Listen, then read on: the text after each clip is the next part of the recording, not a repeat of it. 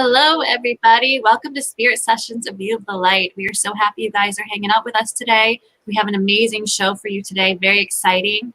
Before we get to that, Teresa is missing everyone. She will be back hopefully next week. She's got some personal time right now where she is having a staycation, and we miss her so much, and we are holding space for her to come back rejuvenated and, feeling good and ready to go next week.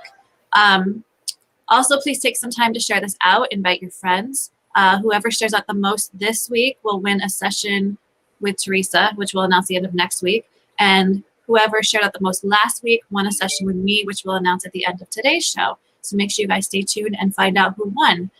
So now we're going to get into the show, and we have this amazing, beautiful person with us today, this amazing soul, Alexis Buck, who is the founder of Ascension Diaries. Alexis, thank you so much for coming on and hanging out with us. Well, thank you for having me, and I'm glad that you found me in the internet realm.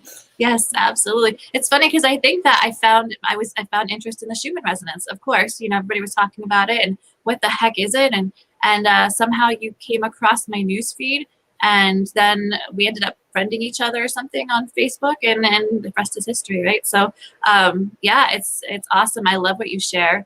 So I highly recommend your page. So can you tell me about your awakening? Like, when did you really start to realize that there was more to life than, a 9 to 5 and what society feeds us? Although my best efforts of trying to get a degree and get a job like everyone wanted me to, I realized that it was a system of slavery. And I was like, this isn't for me. I want to do more research about spirituality and about psychological health, because the degree I got wasn't satisfying to my curiosities. And I didn't feel like I had the tools yet to form a practice that would be helpful to somebody. I felt very naive and felt very abandoned in a way from the education that I did get. And right at that time, I learned about what the Schumann resonances were, I think from Dr. Joe Dispenza. Mm-hmm. And my mother is also very much into this content, and my dad is also a very intelligent man. We have had a lot of conversations, but learning that there was an environmental factor mm-hmm. that I was never taught that has a heavy influence on the psychology of a whole country, a whole planet, basically. Mm-hmm. And to learn about that, and it was just, again, I was an angry person at that time. I was going through a lot of anger. It was just, I was so disgusted and angry about how there has been just this separation between true knowledge and true helpful advancements in knowledge, and all of that stuff got taken and twisted and inverted to psychologically mess with people and sell medication and sell all this stuff to people, thinking like as a guise that it's going to make them feel better. And even therapy was a joke, because if you're not recording all of the environmental factors in somebody's life, and they don't even know that those environmental factors exist, you can't fully give somebody the help that they need. That was my belief. So that's why I went into what I did. I made my page like a master's degree of my own research.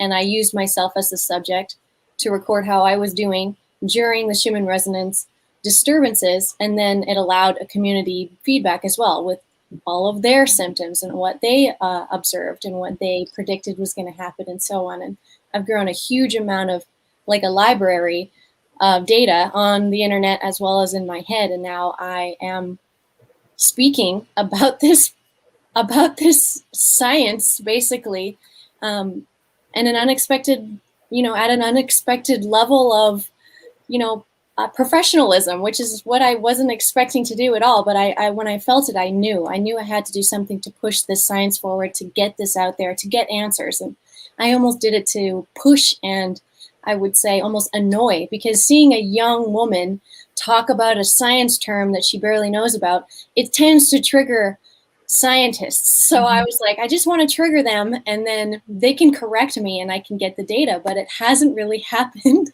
Right. And I tried my best to also be a scientist, because I have had that training, but I was kind of like waiting and using myself as bait for information about this. And in a way, I more so just gained a lot of data to help other people. And I've become my own professional in the field, which is very strange to me because I feel like I know so little of it still. And a lot of the data that I have is a lot of theses and assumptions too. And I don't have as much proof in the numbers and in the graphs and in the history. I've only been doing this 5 years to see if what I'm thinking and what I'm seeing is true.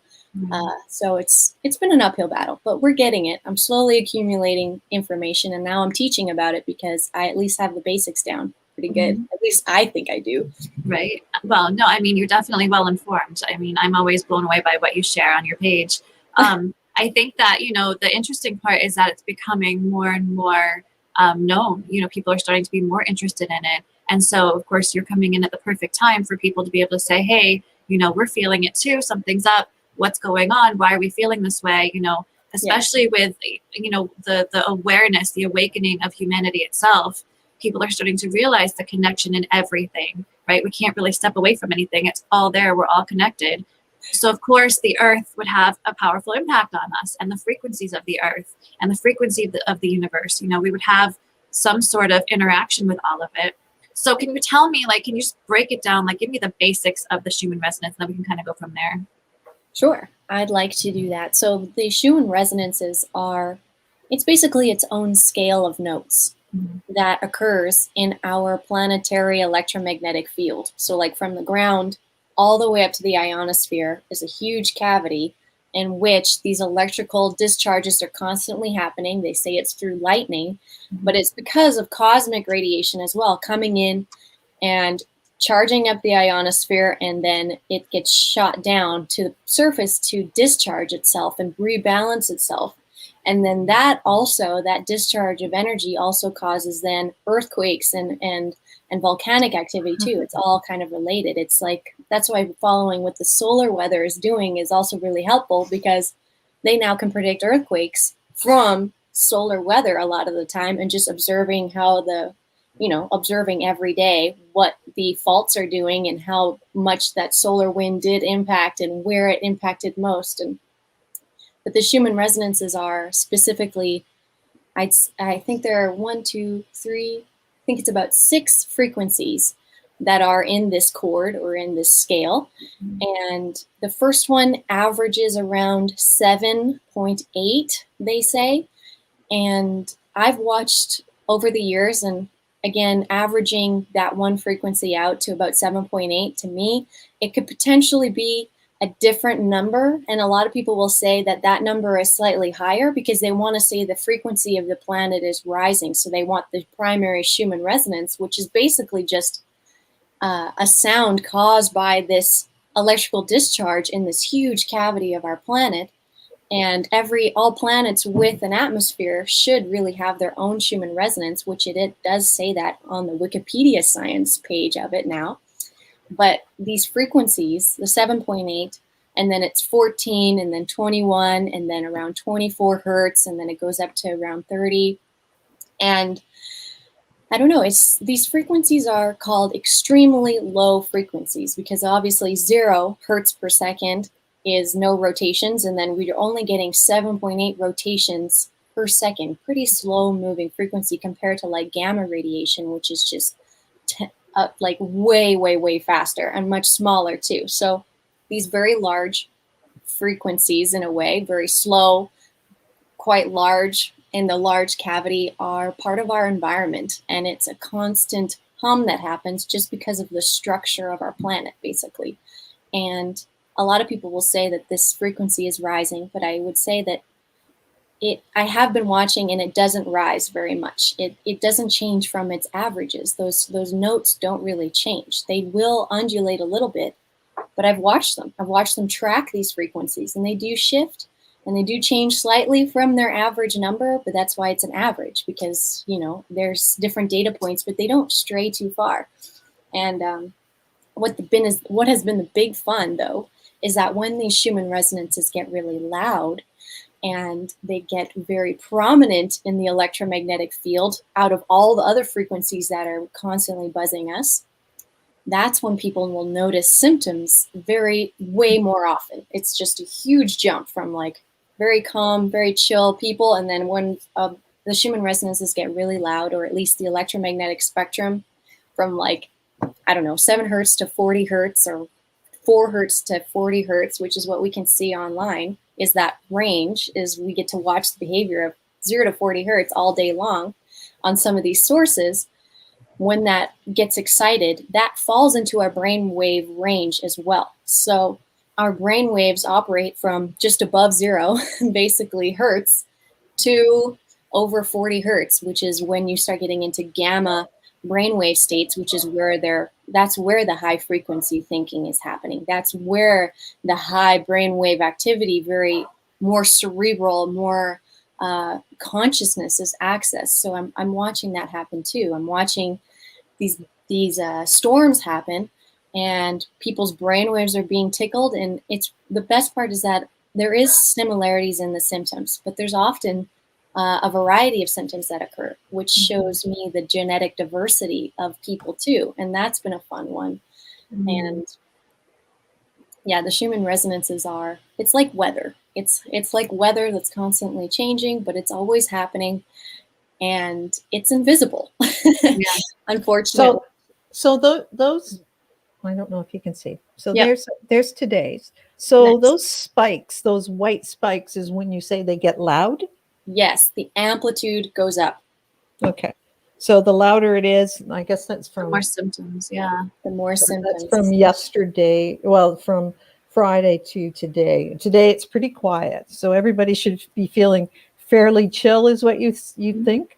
I would today? say fairly undisturbed from your regular brain and day functioning, I would say. But we did just have a new moon. Like last night was a new moon. So the moon and lunar cycles are also impactful on people's mind, body, and spirit. And I was up at 5 in the morning this morning, just totally awake. Like, interesting moon. I cried all day yesterday, but happy, laughing tears, like very emotional. So it's funny too that the study of this has moved me into study of the lunar cycles, and then of astrology and so on. I've expanded because they're all, like you said, they're interrelated. There's so many connections, but the amplitude of the Schumann resonance is my specialty, and also what I tend to defend a lot online with wording and the actual science of what people are seeing, because they want to say the Schumann resonances are rising and like getting super high, and instead it's just the same notes getting really loud is what I've seen. Okay. So those horizontal lines, the ones you see, those are the notes.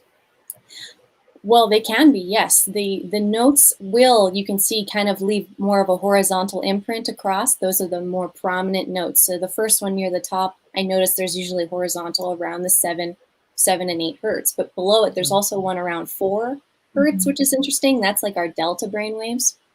So yeah, sorry. I thought this was the best way to show it, because no, it's fine. I can see it. Yeah. So yeah, the bottom ones that you can see, there's like a correlation. There's a horizontal line. And the horizontal lines are important to watch, because that particular graph on the left-hand side, the vertical or the y-axis they called it, that is the hertz. So it goes from 0 at the top to 40 at the bottom. And so if you just pick one of those numbers, like just 20, and you're just going to buzz 20 all the way across over a bunch of time, and I've seen it happen, it's unusual. It's unusual to see that, and to have a frequency just buzz really loud over top of everything else for many hours. We've seen that more in the last few years. And that to me is more about entraining brains, because if they're making 20 hertz the loudest out of all the frequencies around you, then your brain is going to immediately start to move towards 20 hertz and be we're very spongy. We're very influential from these frequencies, because we're smaller than the planet. We're much smaller than those giant arrays of HARP and so on that they've made to specifically do this type of stuff. And so I think most of these technologies and the drama of them has been in our past, and I didn't even know about it by the time I think most of it had been kind of solved. I think that's more Cold War era when they really started messing with the ionosphere and adding frequencies to our environment, artificial ones. Through HARP, or would that be through HARP? Yeah, they can do it through HARP and similar type of arrays of anything. They can just plug in and this thing will make the frequency artificially, and it's easy to see what the artificial kind of readings are on the graphs and what the more natural ones look like, because they have more of an organic look versus the digital kind of look of any type of horizontal or any type of specific vertical lines on those charts. Yeah, I'd like to see what the difference of the year 2019's frequencies across were different from 2020, when the whole planet was in a bit of a state of panic. Like there was a panic and fear. You could. There, I know somebody who makes them into like calendar pages, and then she does a year calendar, and her name is Schumann Recap, and it's on Twitter. Okay. Schumann Recap, and she every year now. So the last couple of years, she's made a calendar. So she would have a 2020 and a 2019 that you could compare the two and see, especially around the months like of March and April last year, when obviously this huge change happened. And I was looking, I was like, okay, let's look for the blast. Like I want to see what they're doing to people, but I don't quite remember anything specific during that time. Although I do like, I think that, was it a couple of years ago or maybe a year ago, there was a lot of attention being given to it because the blasts were, or the blasts were getting louder than we've had before. Yeah. And I know that that seems to have been a pattern that was going, you know, and can you tell me like a little bit about what, you know, what maybe that means as far as, you know, why all of a sudden were they just getting louder and louder and louder and hitting levels that we've never seen before? Well, my theory is that the loudness is caused by more energy coming into our planetary environment from the galactic and solar system environment. That is the theory that was that I'm currently working on. The other theory is that there was deliberate inputs of energy from machinery as well. So, but it didn't quite look like it was machinery to me, but I was more naive when I was looking, and most of those readings I found were, my biggest ones were in 2017.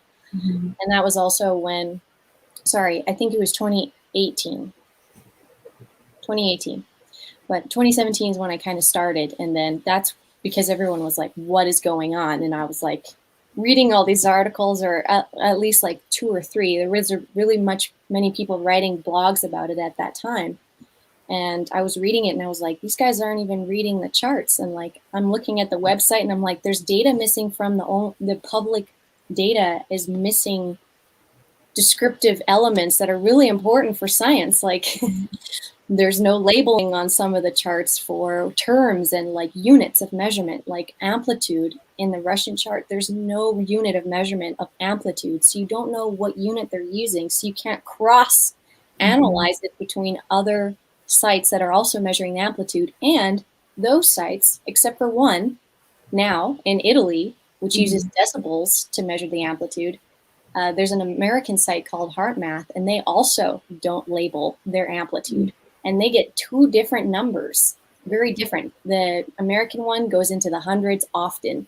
And I think they're gathering an average of amplitudes over a certain frequency range. So they're adding them all up. So they're making a really big number. And the Russian one, no units, and they have much smaller numbers. The highest number I've ever seen, the 7.83 hertz, the primary Schumann resonance, go to amplitude-wise was 190. And that was, I'm pretty sure, March 2018.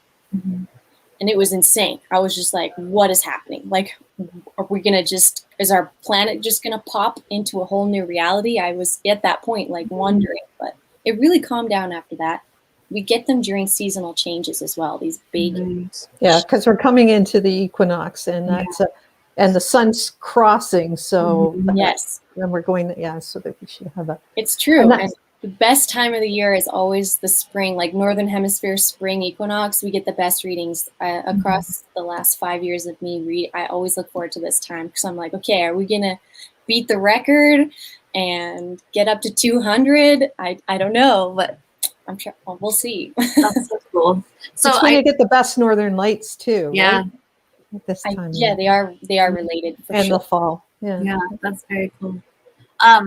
So I wanted to ask, just because you touched on it briefly, but you said it's the sound of the earth, like the baseline is like the sound. So I know that, you know, for all of us, we've experienced that silence, that there is no actual silence. We're always hearing some sort of reverberation, some sort of, right? Is that actually us tuning into audibly the sound of the earth, the Schumann resonance? I've heard it a few times. Like, Yeah. since growing the audience, I've gathered a lot of sensitive, empathic, intuitive, psychic people around me too, because they are more sensitive. They've seen the correlations in their own life many times with the post. You know, you see a correlation like 7 times and then your brain goes, well, this is a fact, pretty much. And they have noticed that some of these intuitives and others, you know, sensitive people will notice pressure changes and so on just outside of the audible range, which makes total sense because the amplitude of these do tend to just be underneath audible levels of hearing, but smaller mammals and so on who could also hear it a little bit more than us. But I've been looking more into the actual science of our ears and so on because of this. Yeah. But I've been fascinated. Like, I will get messages often right before a blast is going to happen, with people being like, something's going on. Like, did you feel that? Like, is there any evidence of anything happening right now? I'm having a crazy moment. And I'm just like, it's coming. Like, you're probably going to see it in a few hours. And oftentimes it's always the case. And sometimes they even delete the data or they black out the data. So you really know there's something weird going on. And so it's been fun. Yeah, the blackouts are. Yeah, that's weird. There's a lot of blackouts, so they've been doing it a lot more. Way more lately. Yeah. I think it's because we are really narrowing our study. Like, we really are getting it. We are understanding, and the community's understanding, and they're learning to predict it. And people are now psychically able to feel it in their bodies. Like, everybody knows their cue. They're like, oh, Schumann's coming, because they can feel the shift in their body somewhere. Heart palpitations, anxiety, super lethargy out of nowhere is another one. And the ear ringing as well, or the pressure, or even just like maybe even somebody's just hearing the words, the Schumann's about to go off. Like, I have the variety of people who have those skills, you know. That's awesome though. I mean, every single one of those is so important to be able to, you know, use for your study to see how it impacts people. You know, some people will get headaches. I know that sometimes when I can feel it like as a vibration, like I feel almost jittery. Yes. And that tends to be, then I'm like, oh, okay, I got to see what's going on. Like, there's something up. And I'll usually go check out your page. Like, what's she saying? What's going on? And, you know, but then it's, you know, I think the important thing though is, okay, so we know that it affects us. We know that we're impacted by it. You know, every single one of our viewers is sensitive, you know, and you know, it's a community that we also have built. How do we use it? How do we work with it? So I think one of the main tools, and this is more, I guess this is more of the spiritual side of things too, which is, I truly believe that using this as a biofeedback tool in a way to learn your own very subtle cues that your body does have. Like, when I started learning this, I realized that I was having such crude feedback from my body, like barely paying attention to how my body felt. And I was just plowing through life, like just pushing past my body and pushing past my heart as well, and just moving through life head first. And when I began learning this, I began getting way more in touch with my gut, especially was first thing, and the gut response, and my heart and my solar plexus, and also then the sensations around my head, like not even touching my head, but sometimes I'll even feel the pressure like coming right against my head or in my head. But the sensitivity and of these very subtle things that your body's already doing, I think for most people all the time, these very subtle cues that we just have not been listening to. And I think that's been a joy of mine, is using this as a tool. So when people feel a weird thing, And then they check my page and they're like, wow, there was a solar flare. Mhm. Okay, so next time I feel that weird thing, it might actually be something to listen to and to investigate even more. And it's grown people's psychic and sensitive abilities. And I also think it's helped create a global responsibility and feeling and community as well, because this is a global phenomena. When the sun flares and then the magnetosphere crunches in on itself, and then all the lightning discharges and the earthquakes go off, people are way more sensitive to that now. And it's more so of us on a planet going through these changes as a planet and navigating them, which is bringing the community together. And I think it's a beautiful tool. It's so neutral, a way to bring the planet together and responsibility. There's no threat. It's simply sensitivity and reconnecting with the system that you live in, biologically and electromagnetically. And it's super cool, and I'm really grateful. It's worked wonders for my life to use this as a tool for healing and expanding my abilities. And I just wanted to give that to people. And Part of that is knowing it's not just mental, it's physical, that you're actually physical. So then you can go, oh, it's physical. Okay, so it's physical. So what can I do to physically dissipate the symptoms? So what can you do to physically dissipate the symptoms? Is that part of your study too?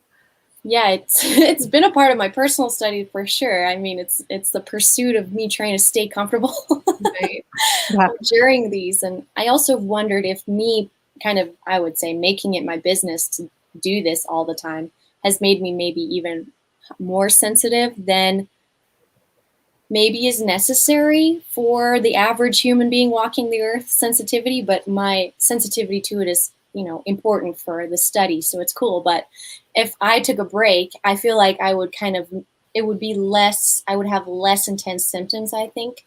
And I would be more in the flow. And when it got really bad, I'd look it up. But whenever I feel any little tingle or something, I'm like, I know. And I have to do, I just feel I need to do an article. I need to do the research. I got to tell somebody, talk to somebody. Anyways, but how I deal with the symptoms. That's okay. He's feeling the energy. He is. I think he wants to leave. It's getting too hot in here. It's okay, honey. We'll be fine. Dealing with the symptoms, one thing that is frustrating is that a lot of the time dealing with the symptoms is just stopping what you're doing and resting and totally recuperating. One thing I've learned is that we have been pretty much on a global level worked past a certain point of energy storage and levels of calmness and levels of centeredness. We've been pushed right through ignoring those things and being encouraged to ignore your body and encouraged to push past it, because it's all about the mind and people's sensitivities, and they want to keep functioning. They're like, am I so tired? I want to keep living this life. I want to keep working my 9 to 5. I want to keep doing all of this stuff with my energy. And it's like, your energy is not going to be there anymore. Something is happening, and people are all of a sudden becoming very sensitive to this. I believe it's a good thing. It's tapping you into the actual rhythm of the planet instead of the false rhythms of the cities and of the system. And the planet takes things a lot more slow. Like if you think about a tree, like if you just watch a tree, what does it do most? It's not really moving at all. It does its seasonal shifts, and it's just happy, and it's vibing with the planet. Tree's fine. And I really think that this study has taught me to be calmer, to be quieter, to rest more, and to listen and not feel guilty about the lethargy that I am and the energy I'm replenishing from years of pushing way past my comfort zone of energy store and energy use. And I've noticed that minerals are also a really important thing to integrate into your diet, and leafy greens as well, because we are conducting these energies through our body.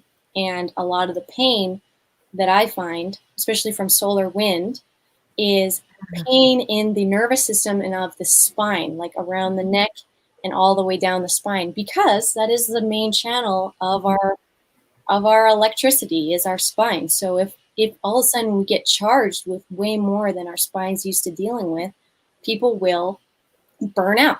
And when the solar wind comes in, people they'll burn out. And so protecting yourself with rest and keeping your myelin sheath nice and healthy, and getting your minerals and healthy fats and so on really will Grounding? help those things. In grounding, yes, exactly. If the energy's stuck in your body and you're getting pain and twitches and soreness and so on, put your bare feet on the ground outside, and don't go back inside until you feel better, basically. And that's why I feel like people skip that step. They're like, I was outside grounding for a couple minutes and I don't feel better. It's like, no, you don't come in until you feel better, because you need to reintegrate with the real electrical system of the planet, because your electricity is all over the place. It's caught all over the place. And it's so sleeping and minerals are the number one that I've noticed. Cool. Sleep is good. I love sleep. Big advocate. Do you notice a difference? Like, you just have a dog. So are you watching your dog as well and seeing if he's reacting? Well, I actually have multiple different beasts. Okay. I watch the dogs, I watch the cat, and I watch our birds as well. And I watch how they behave. And yes, they will signal me. I'll notice a couple days, even sometimes early. They will signal just total lethargy out of nowhere, or they'll all get kind of sick out of nowhere, or they'll all be super clingy out of nowhere. And there's correlations there too. And I have tons of people who follow the blog who are like, well, my cat was rubbing up on me all day today, so I had a feeling something weird was going on. Like, the cat is seeking comfort. My cat did that to me yesterday, so I was like, what is going to happen? She doesn't normally do that. And this morning she did it too to us. And I was like, what is going to happen? But it might have been the moon. Well, we lost an hour, the rest of the country. So that could be part of it too. We just, we lost an hour because of daylight savings. You guys don't have that. So that affects everybody, on an energetic level. Yeah. I figured we were going to get a solar except flash. in the spring and the fall. Yeah. Spring, and spring is in a week. So, I mean, everybody's just kind of feeling a little, all over the place right now. There was a question I wanted to ask, though, about, okay, so we've had some pretty intense situations happen on our planet for humanity. Have you seen the Schumann resonance be affected by those incidents, like, say, like 9/11 or something like that, where there's been a huge, powerful charge in humanity that maybe has affected the Schumann resonance, so... Because I know that they're both connected. Like, we can, it affects us, but can we affect it? I've read some studies that say that that's certainly been recorded. And I read something about when there was a massive meditation that occurred, I think, in Tibet. Right. And there is I've heard that also was at the same time as a Schumann resonance. And in my opinion, because again, I have been around a lot of people who feel very powerful and able in many ways, who feel like that they have abilities to influence the whole planet. They've gotten to that point with their own psychic abilities. They feel that powerful. So I've had messages being like, hey, I did that. And I'm like, okay, but I also feel that there is a beautiful timing that occurs. And us as beasts of this planet and of the solar system, if we are in good intuitive rhythm, will go in the rhythm of these blasts naturally and fall into the rhythm of the expansion and contraction and the electricity of our environment. And so those big events you mentioned, like 9/11, and another one that came to mind is 2012. Right. I tried to go on the Wayback Machine online and find the 2012 webpage to see, and all I could only find up to December 19th and not 2012. Wow. It's gone. That's weird. Yeah. Blacked out. Gone. And I wasn't studying it back then. I hadn't even finished my degree yet in 2012. So I didn't have the opportunity to check then. But since I've watched people who do mass meditations now also claim that their mass meditations cause the Schumann resonance to blast. And unless that is the specific goal of Right. the meditation, I don't believe that that is the only and primary reason why that Schumann resonance blasted, because those blasts come in timing with, again, the solar weather. So you could have a solar ejection 3 days later, or about 1 day. I've noticed it's about 1 day the Schumann resonance will go off, about 1 day after. So if you want to seem like a really impressive guru out there, just wait for another big blast off the sun, and then the next day do a group meditation, and then Schumann resonance. And some of the people doing those meditations know this science pretty well. So sometimes I'm like, is this a joke? Like, are you guys messing with us? But whatever, people can have fun with it. It's going to happen whether or not they're meditating, most, in my opinion. But I want to see more evidence of humans deliberately trying to communicate with the earth and amplify its vibration. Because really that, I think, would be the right intention, would be, we wish to amplify the earth's vibration louder than all the mechanical interference, basically. Yeah. That would be a good intention. You could try that and see what happens on the chart. If you only give like an hour's notice and then see what the next hour does on the Schumann chart, that would be fun tests. And I would play with that for sure. But I think it is very much an interconnected timing of everything. And people, like I said, people intuitively will start, or even I will go grocery shopping on days where there's huge Schumann blasts, and I won't check the charts because I'm in such a great mood, such a great energy, and I'm getting my chores done that I've been waiting weeks to have the energy to do. And I come home with all my groceries. I've done way more energy than I've ever outputted for 2 weeks. And then I look at the charts and boom, there it is. And I'm like, well, thank you, because I needed to go grocery shopping. So I'm glad that this keeps rolling. I'm glad more blasts keep coming. So when it's really loud, Yeah. and then we feel more energy, is what you're saying. You personally do, yeah. It used to be different. It used to be a little bit too heavy when I started learning this, but my goal really was, like, if I can somehow get myself more trained and in tune with the planet and what the planet's doing, then I'll be able to ride these waves and use them like waves in the ocean. Like you can either dive under one and you get really, really sleepy and heavy that day and you just take the day off, or sometimes you're riding that wave and you're surfing it all day and you have revelations and you have elevation. And I've seen both reactions, and I think it has to do with your level of connection and development and your electromagnetic field and how grounded you are to the actual planetary circuitry, which takes practice. And it's weird that you have to make the intention to reconnect to the planet you were born on and have never left. Right. I know. Well, we put rubber soles on our shoes. Everything's designed to keep us from being connected and not go outside. And I always say, go outside. My sister goes, I'm not going to go outside. And I said, you need to go outside. You just need to be out.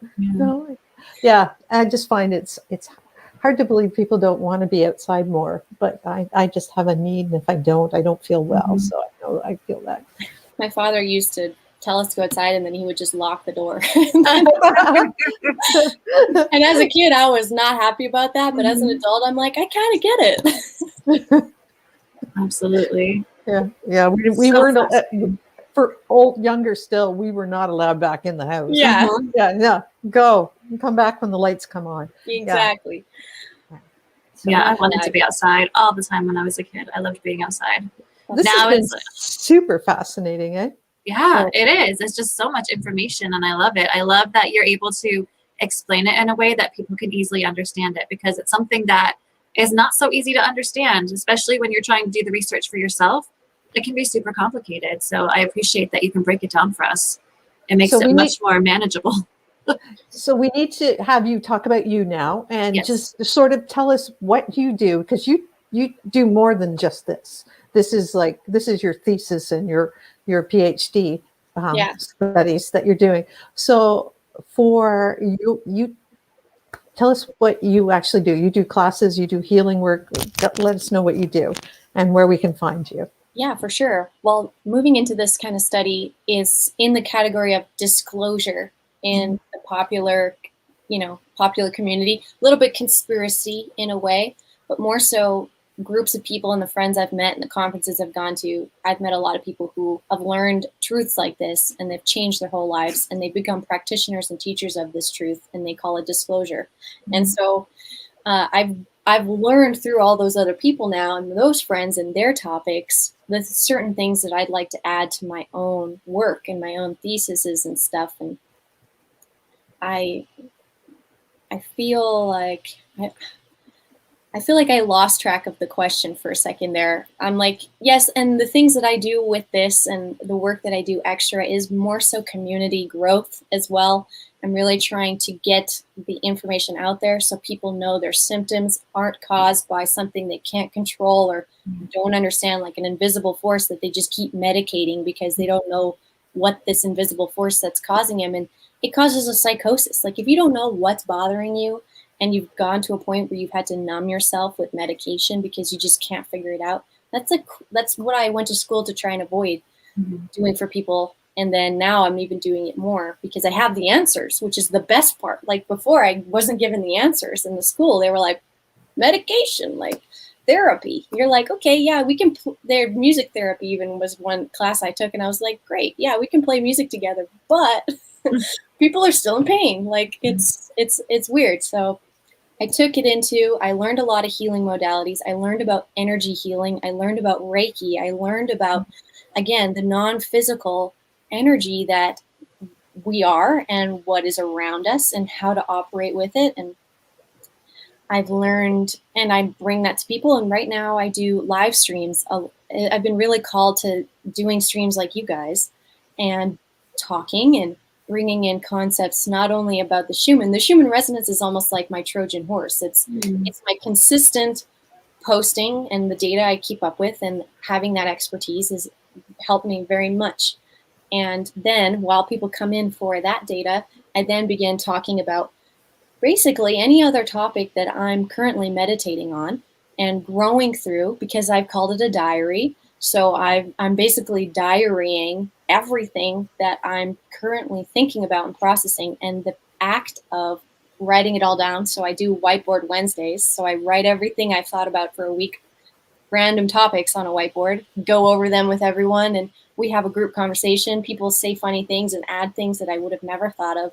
And it helps me work through these concepts as well as like bring them to the collective mind, which is important to me. The collective consciousness influencing was a big part of why I kept doing what I did, because if you keep seeding the collective with this data, all these new flowers of things that you couldn't even have made or thought of will start populating around you, and people will start understanding the concept without even learning about it first at a much faster speed than they did when I began. So You're like the sensei.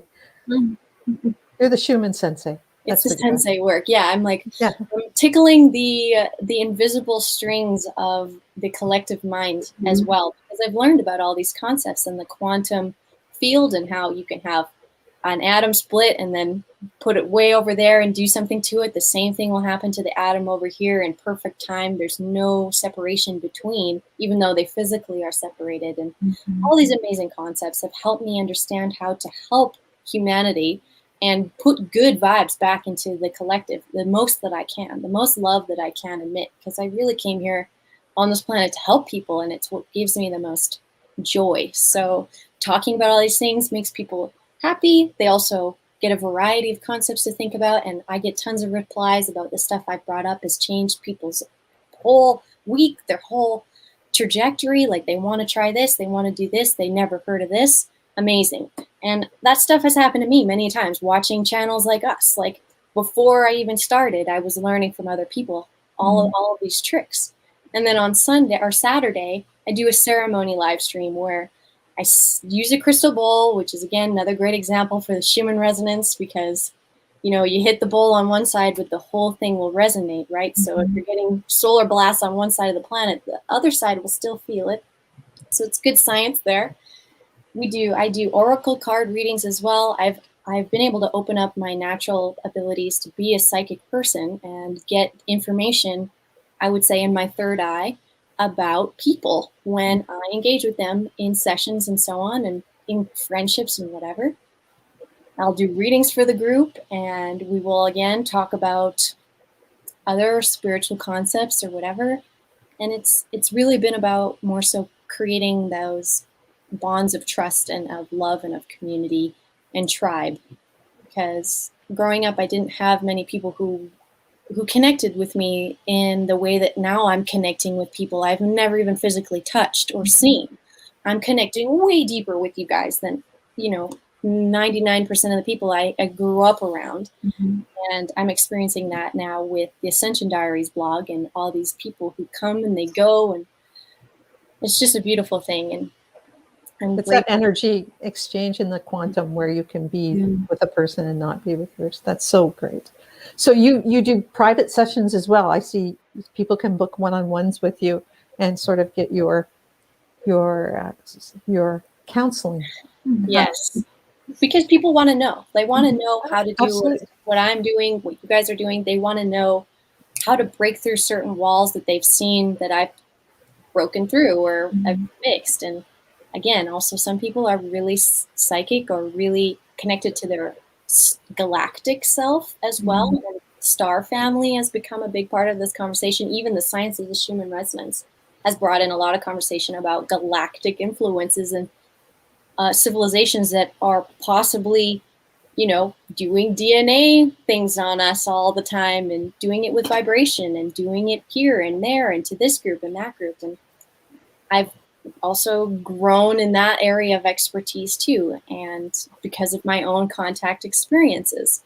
And having these abilities, having the psychic abilities, all I really wanted is to give an opportunity for people who want it to sit down with me and really just get to business and really dig into the things that you haven't quite figured out. And where is it that your soul wants to go? If you're not really sure what your path is, if you want to find a path and you want to specify your energy on something and you're not sure what it is, I'm good at helping people move in that direction, picking out those things from just what they have to tell me. And then there's also people, I have a therapy background, just to hold space and let people finally tell you their story about their contact experiences, their dream experiences, their abilities, their passions, their fears, the abuse they went through, the suffering they're still yet to move past. And I've just, I also do that with people, and I have those skills.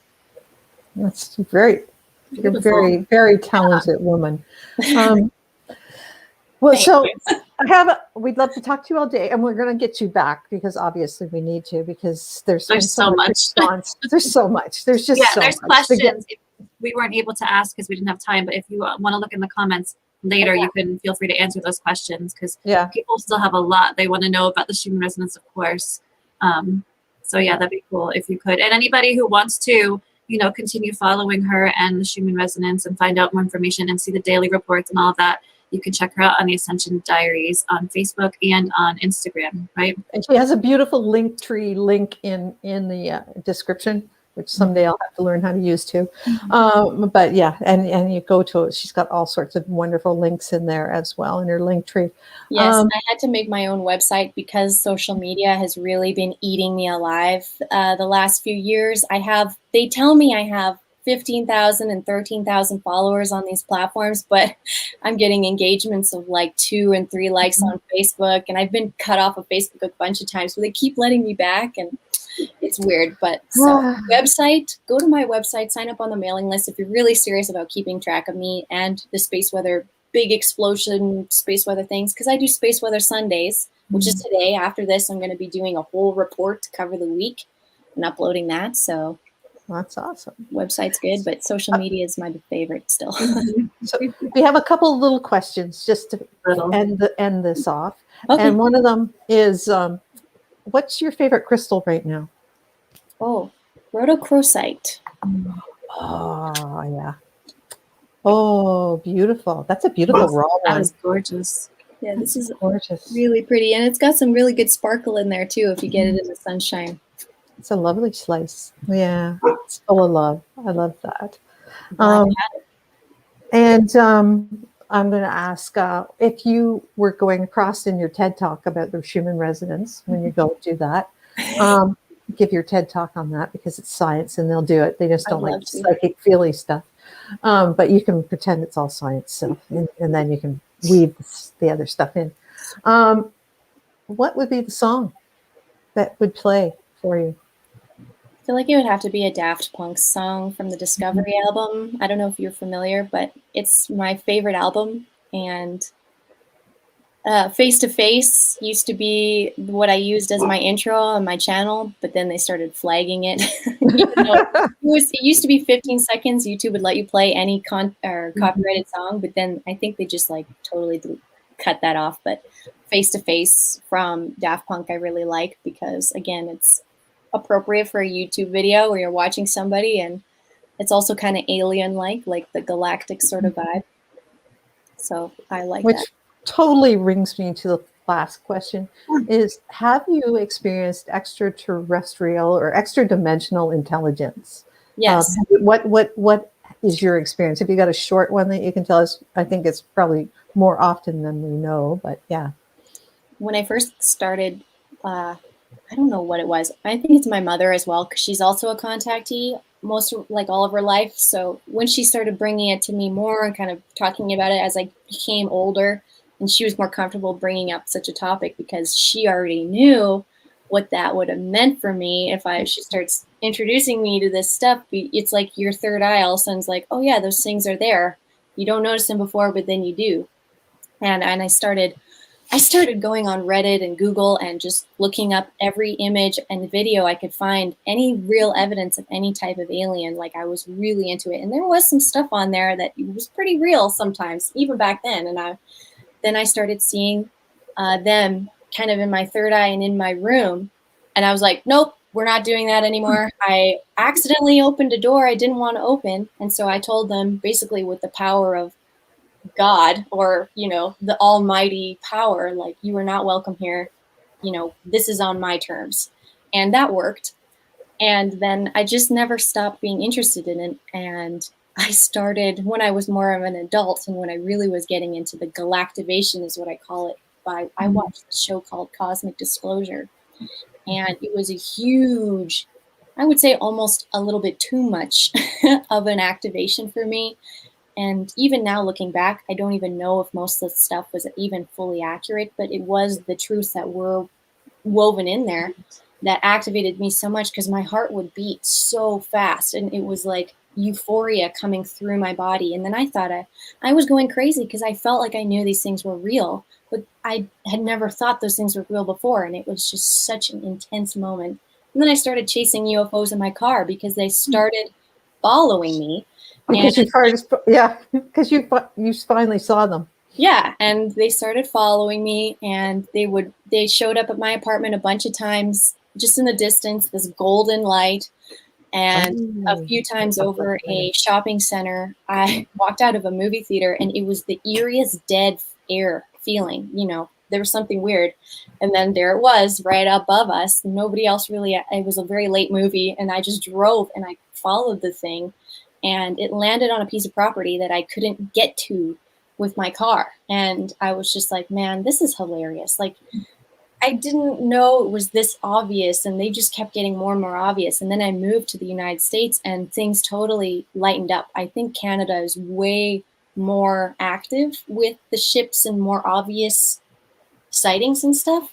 And I heard the Canadian Pleiadians a couple times in my head. So I thought that was funny. But in the US, even in Sedona, it's a very different, I think, maybe different rules, and even maybe different rules from then too in Canada. I think even the COVID thing was also a planetary quarantine kind of deal, and sorting some contracts out with visitors and so on. So yeah, we don't want you outside because we don't want you seeing, or those right. who can see seeing, because I think they have some kind of almost like a numbing ray on most people, and people just look away and they won't look. Yeah. But some people are immune to that numbing ray, and they go, oh yeah, I see you. Like, yes. I see you. And yeah. I think that's my personal feeling on it. Like, and then I think I've seen a few physical ones. Oh, cool. In not anybody that looks foreign, I would say. They are humans, but they are foreign in their vibration and in their confidence levels is what I've noticed, is that they're very confident. They're the most confident person in the room, is what I've more noticed. And they often are the best looking and usually the largest person in the room are these beings. You look at them and you're like, that's like a supermodel person. Mm-hmm. And you see their air of like, you know, how they hold their chin and how they kind of scan the room and hold their energy, which I've now learned to be sensitive to. But I've had to be like look away, like creep up on these people and be like, oh, I don't know where you're from, but I can feel it. Like I can feel that you're not from here. And then they catch you because they're aware that either you're able to be totally anonymous or somebody's like staring at them. So you have to be careful and polite. So I'm wondering how that's going to keep happening. But that was at a couple festivals I went to, and then now in Sedona, it's like in the Whole Foods parking lot and in the Whole Foods. I watch them walk around, and they also need to buy food, you know. So they eat too. Like not much different, but I think they're less mongoloid looking for the most part. They've grown up in a different place that doesn't have all these weird poisons that we grew up in. Especially up in Alberta and stuff, there's a huge working class citizen there, and a lot of it's oil industry. And I was looking at the people there, and a lot of the time, and I was just like, what happened to you? Like, how did you grow to look this way? You don't even really look like people, and they're just, it's like grunt work. And these people are there. It's sad. It's very strange, and I've always wondered about that. Like, there's so many different types of genetics on Earth. They're all been, there's agendas for groups of genetics, and some are really awesome and some are really not. And it's strange to come aware of that and then wonder what you're going to do about it, you know? I think awareness is the big thing. But thank you so much. And we could talk to you for a long, long time. Yes. In fact, you did a great job finding Alexis. She was easy to find. Yeah. Yeah. And thank you so much for the privilege of speaking to you today. We're and we hope that Teresa will be back next week. I know she is. She's excited to come back. And she's done spring cleaning to the 9th degree, and she'll be happy to get that done of that. So anything else, Bex, you want to say today before we close out? Oh, the winner. You got to announce the winner. Oh, yeah. Oh, the winner. The winner that wins with Teresa is Lynn Marie. Oh, with you, with Bex, is Lynn Marie. So thank you, Lynn, for sharing it out. Share out so you can win next week with Teresa. Yes. Yes. So we're going to say goodbye to you, Alex. Stay here and we'll chat with you after, and we're going to just take you out with your start. Thanks everyone for joining us today. Have a blessed week. Bye-bye.